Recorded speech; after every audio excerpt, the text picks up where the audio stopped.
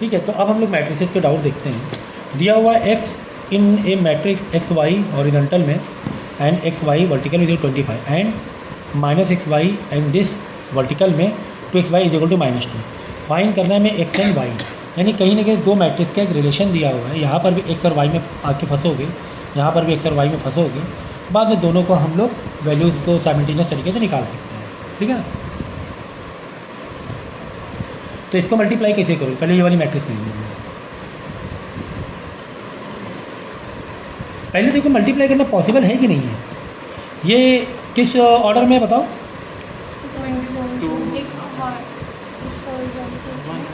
बताओ जल्दी। 1 इंटू 2 है और ये 2 इंटू पहले रो, बाद में कॉलम देखा जाता है। और ये वाला 2 तो देखो इसका पहला और इसका आखिरी सेम है, मतलब मल्टीप्लाई करना पॉसिबल है। मल्टीप्लाई करना पॉसिबल है, ये तो पता चल गया। चलो मल्टीप्लाई करते हैं भाई। एक्स का मल्टीप्लाई एक्स से और वाई का मल्टीप्लाई, देखो इसका मल्टीप्लाई इससे करेंगे, इसका मल्टीप्लाई इससे करेंगे, इससे करेंगे, y का y से x का ठीक है ना। प्लस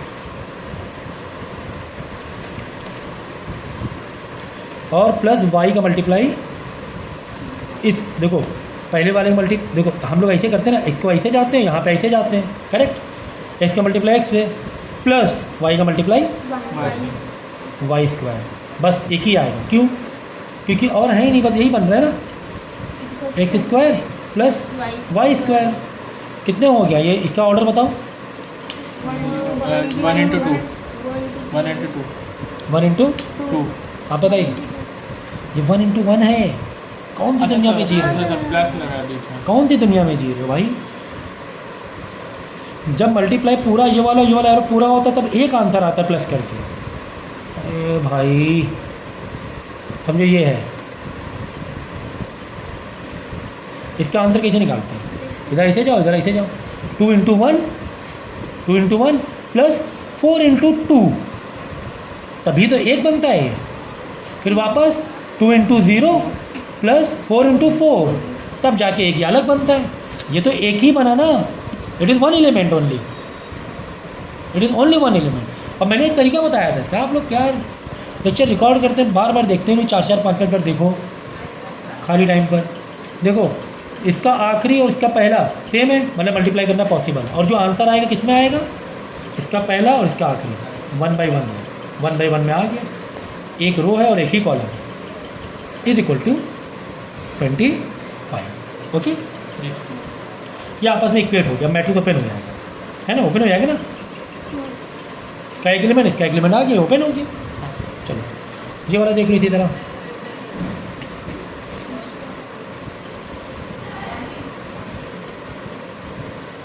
ठीक है, अब इसका मतलब -1 into 2x plus y into y, है ना, एक ही एलिमेंट बैठेगा। क्यों?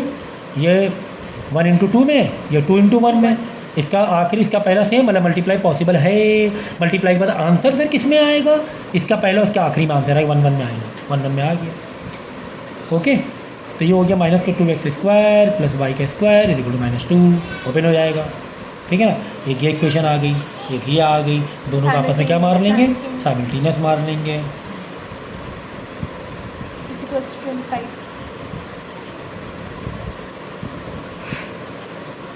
माइनस कर दो, ये प्लस हो जाएगा, ये माइनस हो जाएगा, ये प्लस हो जाएगा। सब क्या कर दो, एक दूसरे से सब्ट्रैक्ट कर दो, प्लस माइनस बचा 3x square is equal to 27, x square is equal to 9, x is equal to 3। इसकी वैल्यू आ गई। अब क्या करोगे?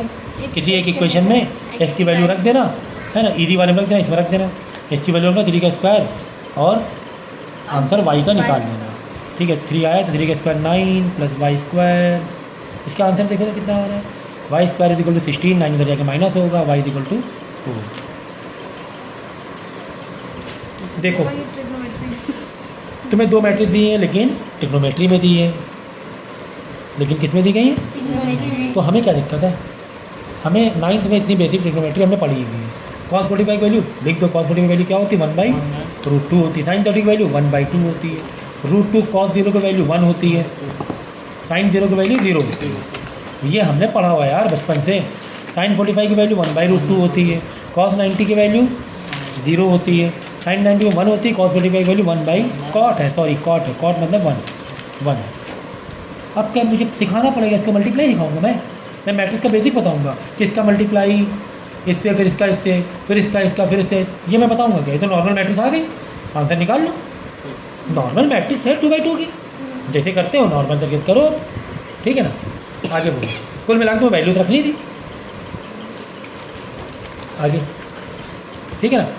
अब देखो जैसे इसका मल्टीप्लाई 1/√2 का मल्टीप्लाई इंटू 1/√2 से प्लस 1/2 का मल्टीप्लाई 1 से, फिर आगे आओ 1/√2 का मल्टीप्लाई 0 से प्लस 1/2 का 1 से, फिर यहाँ पे नीचे आ जाओ √2 × 1 √2 का मल्टीप्लाई 1/√2 से प्लस 0 का मल्टीप्लाई 1 से, √2 का मल्टीप्लाई 0 हो जाएगा, 0 वाले 0 हो जाएगा प्लस, ओके ठीक है ना।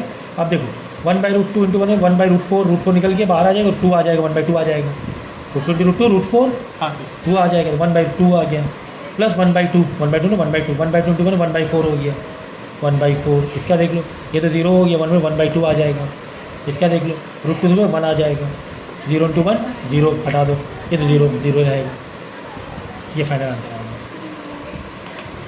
नेक्स्ट अब दे दो एकदम, लिख लो पढ़ स्केच पेन से नोट पे लाइन दादी से उसके पास पेन थे देती नहीं है। तो आप लेकर आइए ना, लाने के लिए अजीब बात है। पॉलिनोमियल देखो, पॉलिनोमियल तुम्हें दिया हुआ ही है,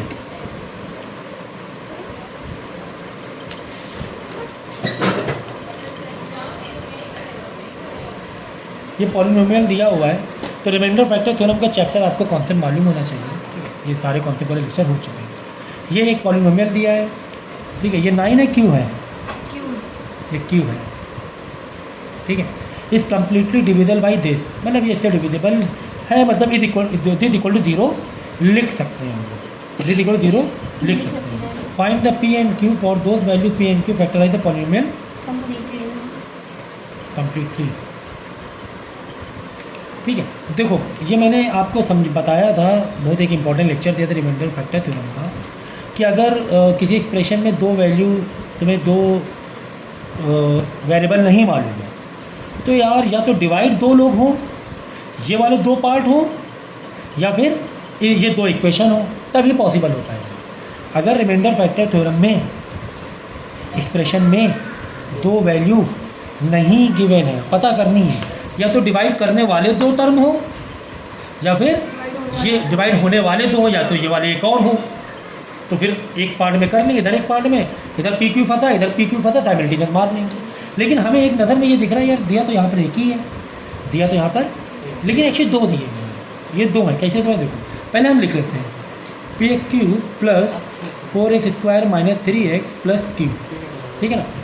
ये दो पार्ट में ही होगा, px मतलब ये दो सेम है, डिवाइड जिससे करना है वो दो अलग अलग है, कैसे बता रहे हैं, plus 4x² - 3x plus q। देखो ये x² - 1 = 0 था, x² वहाँ 1 हो जाएगा, इसको स्क्वायर हटाएंगे, यहाँ पे √1 भेजेंगे तो दो आंसर आएंगे, x² +1 और -1। कभी रूट से नंबर निकालो, दो आंसर आते हैं, या तो +1 या तो -1 या प्लस या 2 है तो +2 है तो -2, ये दो आंसर आएंगे। कुल मिला के x की दो वैल्यू आ गई, एक बार x +1 यहाँ रखो, तो = 0 कर दो भाई, = 0 कर दो, क्यों? क्योंकि कम्प्लीटली डिविजिबल था, ठीक है। चलो तो p1 का q प्लस 4 1 का स्क्वायर माइनस 3 1 प्लस q = 0, ठीक है। पहले इसको सॉल्व कर लेते हैं। 1 का स्क्वायर 1 p रहेगा, प्लस 4 ही रहेगा, माइनस 3 ही रहेगा, q = 0, 4 - 3 1 मतलब माइनस हो जाएगा, तो p प्लस q = -1, ठीक है। 4 - 3 प्लस का 1 उधर जाके माइनस, यहाँ आके फंस गए, कोई बात नहीं, एक मेरे पास एक और है, यहाँ पे -1 डालो, p यहाँ -1 डालोगे तो भाई थोड़ा संभाल के थोड़ा सा, माइनस प्लस की गलती मत कर देना, आ लिया तो ये कहाँ -1 लिखा, अच्छा 3 लिखा, ठीक है ना। तो -1 का क्यूब माइनस का 1 ही। -1 क्यों? क्योंकि माइनस में अगर पावर है, अगर ऑड में है तो आंसर माइनस में निकलेगा। जैसे -2 का क्यूब, तो ये माइनस का 8 निकलेगा, और 2 का क्यूब प्लस का 8 निकलेगा। -2 का स्क्वायर प्लस ही का 8 निकलेगा, +2 का स्क्वायर भी, सॉरी प्लस का ही 4 निकलेगा, और +2 का स्क्वायर भी प्लस का ही 4, लेकिन माइनस में कहानी ऑड में बदल जाएगी। सर अगर मतलब पावर पावर अगर ऑड है और यहाँ साइन माइनस में, तो आंसर माइनस में है। इवन में होगा तब आंसर प्लस में प्लस ही में, और क्या, माइनस इंटू माइनस प्लस नहीं होता है। और जैसे कि minus minus minus minus, 4 minus एक दूसरे को काट देंगे ना, जैसे पावर 4 है, जैसे कि -2 की पावर 4 है, तो -2 इंटू -2 इंटू -2 इंटू -2, ये माइनस काटा, ये माइनस काट दिया, और भी निकल। खैर, तो यहाँ माइनस पी आ जाएगा, प्लस -1 का स्क्वायर प्लस का 1, 4 इंटू 4 4 ही रहेगा, -3 इंटू -1 प्लस का 3 रहेगा, प्लस Q इजिक्वल टू 0। यहाँ पे आ जाएगा Q minus P is equal to 4 + 7, यहाँ आएगा -7। एक काम करते हैं यार, वैसे लिखते हैं, -p + Q में लिखते हैं, -p, ऑर्डर मत चेंज करो, यह आ गया। अब दोनों का साइमल्टेनियस मार लो, कोई दिक्कत है तुम्हें? नहीं सर, हमें क्या दिक्कत है, ये तो बिल्कुल हलवा लगने लगा हमें, ये तो कट ही रहा dividing, dividing. 2Q is equal to minus का 8 D Q is equal to minus का 4, -2 उधर जाके डिवाइड होगा तो -4 आंसर आएगा। अब -4 चाहे इसमें डालो, चाहे किस में डालो, और Q P की वैल्यू समझ गए। तो यहाँ पे थोड़ा सा ट्रिक थी, ये हमें करना था। आंसर क्या आ रहा है देखो जरा, Q -4 आ रहा था, -4 उधर जाएगा, +4, -4 + 3 आंसर आ रहा होगा, देख लेना, -4 + 3 आ रहा है, देखो। P = 3, Q -4. Factorize this, find all possible values x for which fx is equal to 0। हमें इसको करना है फैक्टराइज, ठीक है ना। और वैल्यू तुम्हें क्या डालनी है, 0, ठीक है। अब देखो, फैक्टराइज हमें करना है, कोई x की वैल्यू दी गई है क्या, तो खुद से मानेंगे। ठीक है। अगर कोई वैल्यू नहीं दी गई है, कोई भी वैल्यू नहीं दी गई है, तो आप क्या करोगे, या तो 1 मतलब 3-4 नंबर आपको चेक करना पड़ेगा, 1 ले लो, -1 ले लो, तो आपको देखना पड़ेगा कि x की समथिंग वैल्यू है, तो आपको क्या करना पड़ेगा। चलो यहाँ माइनस है, 2 माइनस में आ रहे हैं, -1 तो लो ही मत, +1 लेके देख लो, क्या देख लो,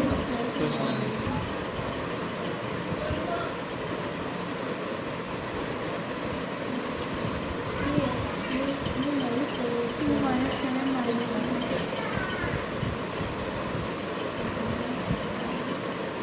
ये आ रहा है,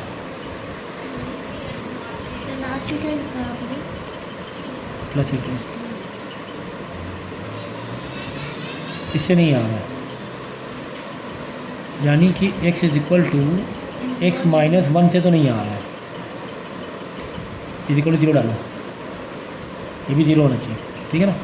x -1 से नहीं आ रहा, -1 उधर जाके +1 हुआ था, उधर जाके +1 हुआ था ना, माइनस कर दो तो ये हो जाएगा, नहीं माइनस करने में नहीं आएगा, 2 ले लो, फिर क्या ले लें, 2 ले लो, तो क्या हो जाए, 2 का क्यूब 8, 2 × 8 16, -4 7 4 था 28, -3 2 था 6, तो अब लग रहा आ जाएगा माइनस माइनस प्लस, तो ये हो जाएगा माइनस का 34, 16 और 18 प्लस का 34 हो गया, कट गया।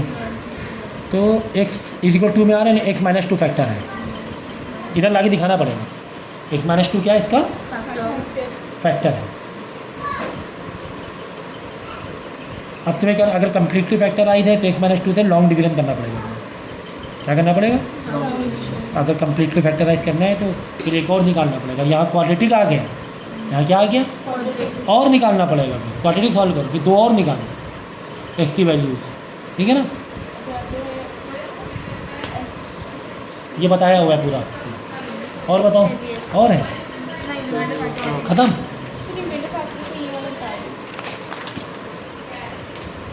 x -2 is the factor of this expression, ये तो अच्छी बात है, ये तो अच्छी बात है भाई।